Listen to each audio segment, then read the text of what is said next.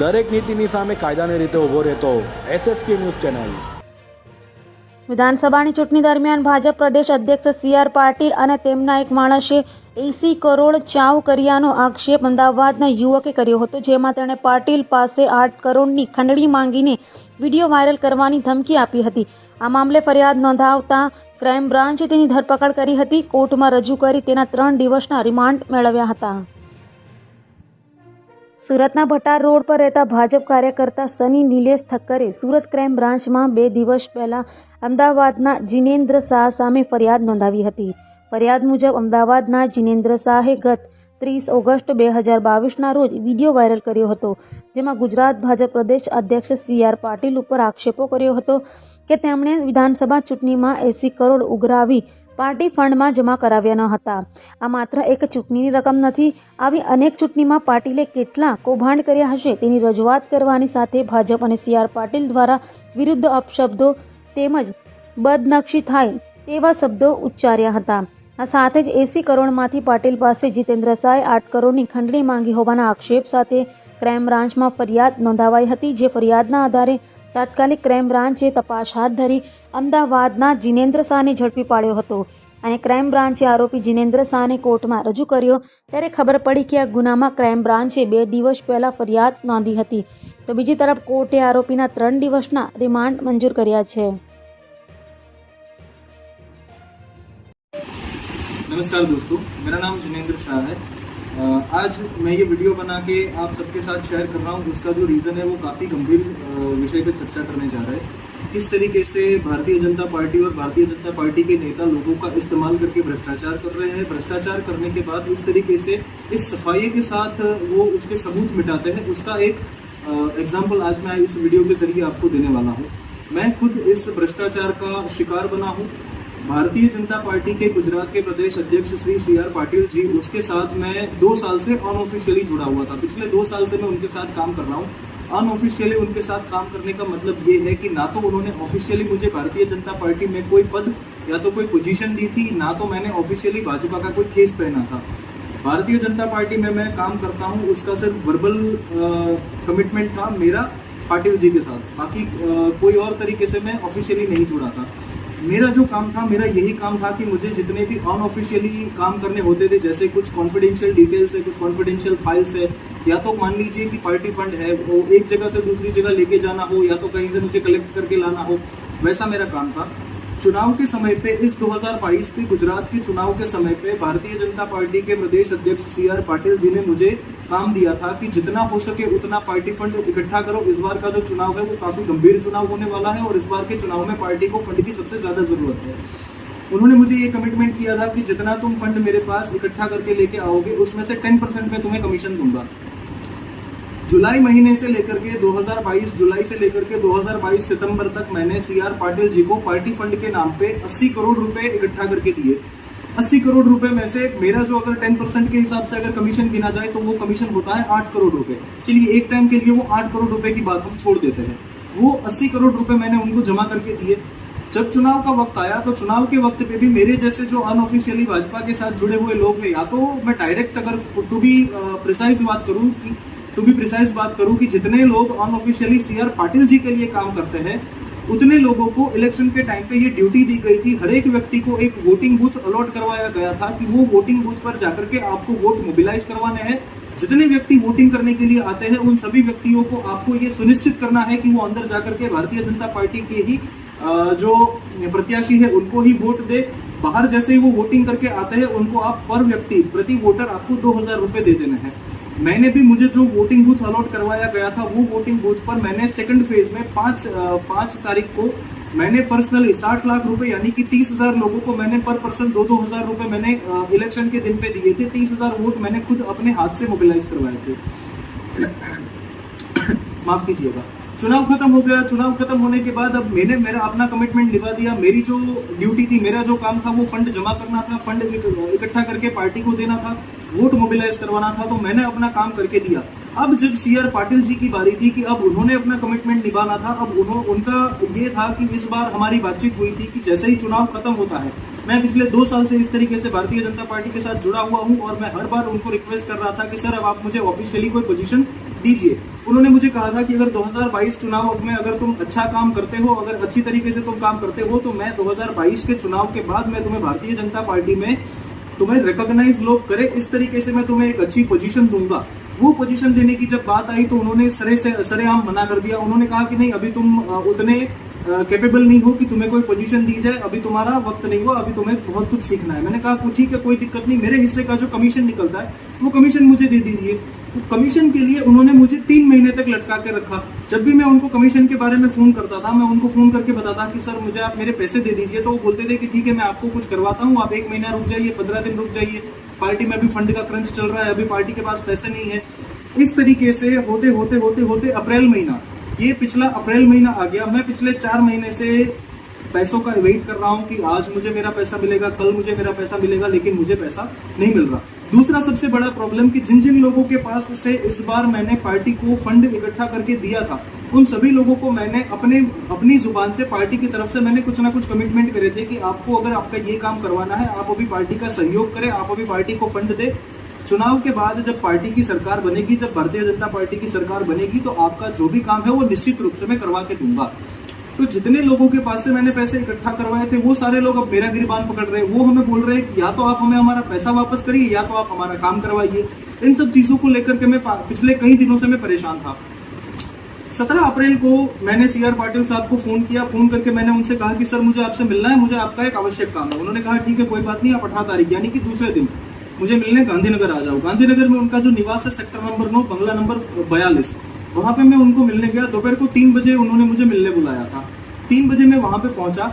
7:30 बजे तक उन्होंने मुझे बेवजह वहां पे बिठा के रखा। 4.5 घंटे उन्होंने मुझे वहां पे बिठा के रखा। ना किसी ने मुझे पानी के लिए पूछा, ना किसी ने मुझे चाय के लिए पूछा, कोई बात नहीं। वहां पे वो अंदर फ्री बैठे थे। दूसरे लोग जो दूसरे क्षेत्र से उनसे मिलने के लिए आ रहे थे, वो उनसे मिल रहे थे, उनके साथ फोटो खिंचवा रहे थे, उनके साथ बातचीत कर रहे थे, वो सब हो रहा था। लेकिन मुझे वो इग्नोर कर रहे थे। थोड़ा बहुत मुझे समझ में आ गया था कि अब यहाँ से जो है वो मेरा इस्तेमाल करके मुझे छोड़ा जा चुका है। लेकिन फिर भी मैंने सोचा कि नहीं, एक बार उनके साथ बातचीत तो करके देखते क्या इसका रिजल्ट निकलता है। 7:30 बजे के आसपास साहब ने मुझे अंदर मिलने के लिए बुलाया। जैसे ही मैं अंदर गया, उन्होंने एकदम रूड तरीके से, एकदम ही इस आवाज में मेरे साथ बात करी कि मुझे पहले तो वही समझ में नहीं आया कि मेरे साथ इस तरीके से वो क्यों बात कर रहे हैं। सीधा उन्होंने अंदर जाकर, मैं जैसे ही उनके पास जाके बैठा, उन्होंने पूछा कि बोलो क्या काम है तुम्हें। मैंने कहा आपने मुझे कहा था कि चुनाव के बाद आप मुझे भारतीय जनता पार्टी में कोई एक रिकॉग्नाइज कर सके, ऐसी आप मुझे पोजीशन देंगे। उसका आप कुछ कर नहीं रहे। आपने जो पार्टी फंड इकट्ठा किया, वो उन सभी लोगों को मैंने कुछ ना कुछ वादे किए हुए हैं, वो वादे हमें इलेक्शन के बाद पूरे करने थे। तो उन्होंने मुझे सीधा ये सवाल किया कि वो वादा मैंने किया था क्या। उन्होंने मुझे कहा कि वो वादा तुमने किया था, मैंने नहीं किया था। तो मैंने कहा सर ठीक है, कोई बात नहीं, मैं उनको जवाब दे दूंगा। मेरा जो 8 करोड़ रुपए का जो कमीशन निकलता है, 10% कमीशन का जो आपने मुझे कमिटमेंट किया था, वो कमीशन आप मुझे दे दीजिए। तो उन्होंने हंसते हुए कहा कि वो तो पैसे पार्टी फंड में चले गए। पार्टी फंड में जो पैसा आता है उसमें से किसी को कुछ नहीं मिलता, वो पैसा सिर्फ पार्टी का होता है।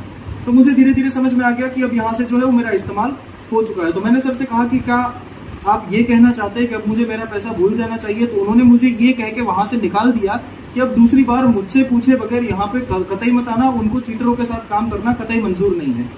मैंने कहा ठीक है सर, कोई दिक्कत नहीं, चीटिंग मैंने आपके साथ नहीं करी, चीटिंग आपने मेरे साथ करी है। और आप एक बात का याद रखिएगा कि इस बात को लेकर के मैं शांत नहीं बैठूंगा। मैं मीडिया में इसके सामने सवाल उठाऊंगा, आपके सामने मैं हाईकमांड में कंप्लेन करूंगा, मैं कोर्ट में भी जाऊंगा। हर जगह पे मैं जाके मैं आपका ये जो आपने जो मेरे साथ ये फ्रॉड किया है उसका मैं पर्दाफाश करूंगा। उन्होंने कहा कि ठीक है, तुमसे जो होता है वो तुम कर लेना। मैं वहां से निकल गया, मैं वापस अपने घर आ गया। 18 तारीख को ये घटना हुई। उसके बाद 3-4 दिन के बाद मैं मेरी वाइफ के साथ अपने स्कूटर पर बाहर कुछ घर की कुछ चीजें लेने जाना था, तो वो लेने जा रहे थे। जैसे ही हम मेरे घर से बाहर निकले, तकरीबन 1-2 किलोमीटर हम चले होंगे, तो मुझे ऐसा फील हुआ कि कोई गाड़ी जो है वो मेरा पीछा कर रही है, कोई गाड़ी मुझे फॉलो कर रही है। ब्लैक कलर की स्कॉर्पियो कार थी, उसके पूरे शीशे काले थे, हर एक चीज काली थी। मतलब अंदर कौन बैठा है, कितने व्यक्ति बैठे हैं, वो बाहर से पता करना नामुमकिन था। नंबर प्लेट आगे पीछे किसी भी तरफ नहीं लगी हुई थी। मैंने अपने स्कूटर के शीशे में देखा, मुझे लगा कि वो गाड़ी मुझे फॉलो कर रही है, तो मैंने अपना स्कूटर जो है वो मैंने साइड में लगा दिया, ये सोच के कि अगर वो एक्चुअल में मुझे फॉलो कर रहे होंगे तो वो भी रुक जाएंगे, अदरवाइज वो निकल जाएंगे, तो मैं इस बात की संतुष्टि करके फिर मैं आगे चलूंगा। तो जैसे ही मैंने अपना स्कूटर साइड में रोक दिया तो मेरे आगे पीछे दोनों तरफ एक एक गाड़ी आके रुक गई, यानी कि मैं भी भ्रमित हो गया था। मुझे लग रहा था कि एक गाड़ी फॉलो कर रही है, लेकिन दरअसल वो दो गाड़ी आती। एक गाड़ी मेरे पीछे आके खड़ी होती है, एक गाड़ी मेरे आगे आके खड़ी होती है। उसमें से 3-4 व्यक्ति उतरते हैं। उतरते के साथ ही वो सीधा मेरा गिरबान पकड़ के मुझे इस तरीके से वो धमकाने लगते हैं कि जैसे वो अभी मुझे मार ही डालेंगे। वो मुझे सीधा यही शब्दों में कहते हैं कि तुम ये जो सारी चीजें कर रहे हो, ये जो बवाल तुमने मचा रखा है, वो सारी चीजें बंद कर दो, वरना अहमदाबाद से गायब हो जाओगे रातों रात। कोई तुम्हें ढूंढने वाला नहीं मिलेगा, तुम्हारी हड्डी तक किसी को हाथ नहीं लगेगी। दूसरी बात कि मेरे को मुझे धमकाने के बाद उन्होंने, उसमें से एक व्यक्ति था जिसने सीधा मेरी वाइफ की तरफ उंगली करके इशारा करके कहा कि एक बात का और याद रखना कि तुम 24 घंटा तुम्हारी बीवी के साथ नहीं घूमते हो, बाकी तुम खुद समझदार हो। मैंने कहा ठीक है, हाथ जोड़ से मैंने उनको तभी फिलहाल हाथ जोड़ के मैंने माफी मांगी कि ठीक है, मैं अब ऐसा कुछ नहीं करूंगा, आप हमें जाने दीजिए। वो हमें धमकाने के बाद वहां से चले गए। मैं मेरी वाइफ को लेकर के घर आया और मुझे लगा कि अब ये जो समस्या है, अब जो ये पानी है वो सर से ऊपर जा रहा है। मैं इस बात को लेकर के मैंने पुलिस की मदद लेने की कोशिश करी। तो सीधी सी बात है, गुजरात में भारतीय जनता पार्टी की सरकार है, तो पुलिस तो इसमें मदद करने वाली नहीं है। पुलिस के लिए तो यही है कि अगर आप सरकार में बैठे हो तो आप चोर नहीं हो, अगर आप विपक्ष में हो तो आप चोर हो। तो पुलिस का तो यही काम है। मैं इसमें पुलिस को दोष नहीं देना चाहता। मीडिया के पास में गया, चैनल का मैं नाम नहीं लूंगा, लेकिन एक जानी मानी वरिष्ठ पत्रकार है गुजराती में, उनके पास गया। उनके पास जाकर के मैंने ये सारी बात बताई। सारी बात मैंने उनको विस्तार से बताई। मैंने उनको प्रूफ दिखाए कि ये देखिए मेरे पास इतने इतने प्रूफ है। सीआर पाटिल जी ने मेरे साथ 80 करोड़ रुपए का घोटाला किया। अब ऊपर से मैं जब उनके खिलाफ आवाज उठाने की कोशिश कर रहा हूं तो मुझे मौत की धमकियां दे रहे, मुझे मारने की धमकी दे रहे हैं, मेरी बीवी को बलात्कार की धमकी दे रहे हैं। तो ये चीज गलत है। तो उन्होंने कहा ठीक है, कोई बात नहीं, हम इसके ऊपर एक्शन लेंगे। उस दिन उन्होंने जोश में आकर के मेरा जो इंटरव्यू है वो रिकॉर्ड कर लिया। मेरा इंटरव्यू रिकॉर्ड करने के बाद उन्होंने मुझे कहा कि ठीक है, आपका ये जो इंटरव्यू है वो हम आज रात में लाइव चला देंगे, वो आज हम हमारी चैनल पे चला देंगे। मैंने कहा ठीक है, कोई बात नहीं। वो रात उन्होंने नहीं चलाया। उन्होंने मुझे ये वजह दी कि उनकी टीम जो है वो इस विषय पे कुछ रिसर्च कर रही है। जितनी बार मैं सीआर पाटिल जी को मिला था तो मेरे पास हर बार का ऑडियो रिकॉर्डिंग भी है, तो वो मैंने उनको सुनाया था। लेकिन उनका कहना ये था कि अगर कहीं से सीसीटीवी फुटेज वगैरह उनको मिल जाते तो हमारा जो केस है वो स्ट्रांग हो जाता। 1-2 दिन तक उन्होंने भी मुझे ऐसे टाइम पास करते रहे। 1-2 दिन तक उन्होंने मुझे लटका के रखा और आखिर में एक दिन उनका मुझे फोन आता है। फोन करके वो मुझे कहते हैं कि देखिए जिनेंद्र जी, आप जो बात कह रहे हो वो बात सही है, वो आपका जो मुद्दा है वो मुद्दा गलत नहीं है, आपकी जो बात है वो बात गलत नहीं है, लेकिन ये है कि अगर इस बात को हम प्रूफ नहीं कर पाए तो सीआर पाटिल जी आपके ऊपर तो केस करेंगे ही करेंगे, वो मेरे ऊपर भी डिफेमेशन का केस कर देंगे।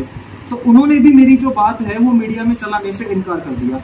अब मेरा जो ये सवाल है वो भारत की जनता से ये सवाल है कि अगर आपके साथ अन्याय होता है तो आप कहां पे आवाज उठाएंगे? ना आपकी मदद सरकार कर रही है, ना आपकी मदद प्रशासन कर रहा है। भारतीय जनता पार्टी और भारतीय जनता पार्टी के गुंडे इस प्रकार से भ्रष्टाचार किए जा रहे हैं, लोगों को वो त्रस्त किए जा रहे हैं, लोगों को चूस के, लोगों की खून पसीने की जो कमाई होती है उसको वो लोग चूसे जा रहे हैं। जब उनके खिलाफ आवाज उठाने के लिए कोई खड़ा होता है तो उसको दबाया जाता है, उसको मौत की धमकी दे दी जाती है, उसके परिवार में बहू बेटियों को बलात्कार की धमकी दी जाती है।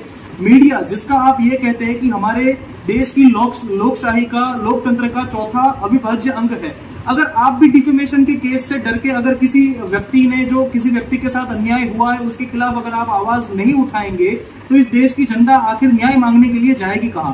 ये मेरा सवाल आप सभी से है। मैं आप सबसे हाथ जोड़ के विनती करता हूं कि ये वीडियो आप अपने पूरे परिवार के साथ देखें, जितना हो सके उतने लोगों के साथ आप इस वीडियो को शेयर करिए।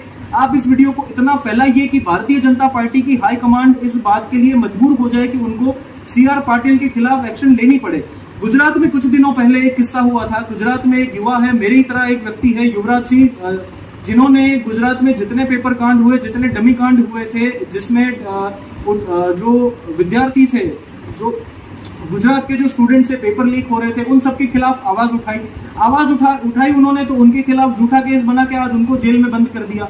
आज उनकी बात सुनने के लिए कोई तैयार नहीं है। तो इस देश में ये क्या हो रहा है? भारतीय जनता पार्टी की सरकार है, लेकिन इस तरीके से उन्होंने माहौल बना रखा है कि यहाँ पे लोकशाही नहीं, यहाँ पे सरमुख हथियारशाही चल रही है। तो अगर इस तरीके से ही चलाना है तो या तो आप सरमुख हथियारशाही आप डिक्लेयर कर दीजिए, या तो आप लोकशाही को बर्बाद करना बंद कीजिए। मैं आपको एक प्रूफ दिखाता हूं। ये रिकॉर्डिंग आप ध्यान से सुनिए। ये रिकॉर्डिंग मेरा और सीआर पाटिल जी के बीच का है। मेरे पास इनके हजारों रिकॉर्डिंग है। मेरे पास इनके इतने प्रूफ है कि इनसे क्लियरली प्रूफ होता है कि उन्होंने मेरे साथ घोटाला किया है, लेकिन सारे प्रूफ यहाँ पे वीडियो में दिखाना संभव नहीं है। एक छोटा सा रिकॉर्डिंग मैं आपको प्ले करके सुनाता हूँ। નમસ્કાર સાહેબ. બોલો બોલો. મારે તમારી સાથે કઈ વાત કરવી હતી એટલે મેં પૂછ્યું કે તમારી કઈ વાત થઈ છે સર સાથે તમે મને કીધું કે ના સર સાથે શું વાત સર મેં તમને જે દિવસે કીધું હતું કે હું બીજી વાર આવીશ તો લઈને જ આવીશ હું લઈને જઈ બોલો સર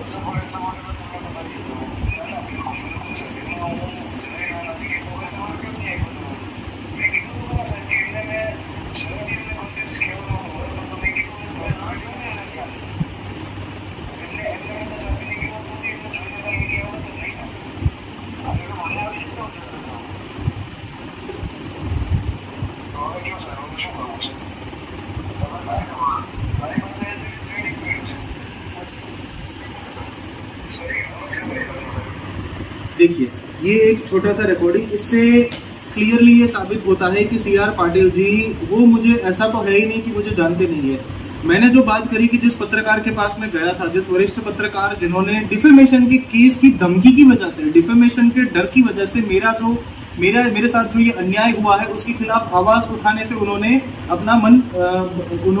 अपने कदम पीछे हटा लिए। उस पत्रकार ने जब सी आर पाटिल जी को फोन करके इस विषय पे पूछा कि आपके ऊपर कोई ये व्यक्ति है जो आपके ऊपर कुछ इस प्रकार से आरोप लगा रहा है, वो उस व्यक्ति आपके खिलाफ उसके पास कुछ सबूत है जो हमें दिखा रहा है, तो आपका क्या कहना है? तो सी आर पाटिल जी ने सरासर मना कर दिया कि मैं इस व्यक्ति को जानता तक नहीं और मैं इस व्यक्ति के बारे में या तो ये जो मेरे ऊपर आरोप लगाए जा रहे हैं उस आरोप के बारे में मैं ऑन कैमरा कुछ नहीं कहना चाहता। तो मैं सी आर पाटिल जी आपसे एक सवाल करता हूं कि अगर आप मुझे जानते नहीं तो आपने मुझे फोन क्यों किए? आप अगर मुझे जानते नहीं तो हमारे बीच ये जो फोन पर बातचीत हुई है वो बातचीत क्या आपने नहीं करी? दूसरी बात, अगर आप इतने सच्चे हैं, अगर आप मुझे जानते ही नहीं है, अगर ये जो सारी बात मैं कर रहा हूँ वो अगर झूठी बात है तो आप ऑन कैमरा आके क्यों ये सारी चीजें नहीं कहते? आप आपका पक्ष ऑन कैमरा आके क्यों नहीं रखते? और अगर आपको इतना ही डर लग रहा है तो आप भ्रष्टाचार क्यों करते हो? अगर आपको इतना ही डर लग रहा है तो आप आज मुझे दबाने की कोशिश क्यों कर रहे हो? मैं आप सभी लोग जो ये वीडियो को देख रहे हैं, मैं आप सबसे हाथ जोड़ के ये विनती करता हूं कि इस वीडियो को इतना हो सके उतना शेयर करिए जिससे पुलिस और प्रशासन मजबूर हो जाए कि भारतीय जनता पार्टी के जो गुंडे हैं उनके खिलाफ कार्यवाही सख्त से सख्त हो और भारत की जो जनता है उसके साथ जो अन्याय हो रहा है वो अन्याय ना हो। नमस्कार, जय हिंद। દરેક નીતિની સામે કાયદાની રીતે ઉભો રહેતો SSK ન્યૂઝ ચેનલ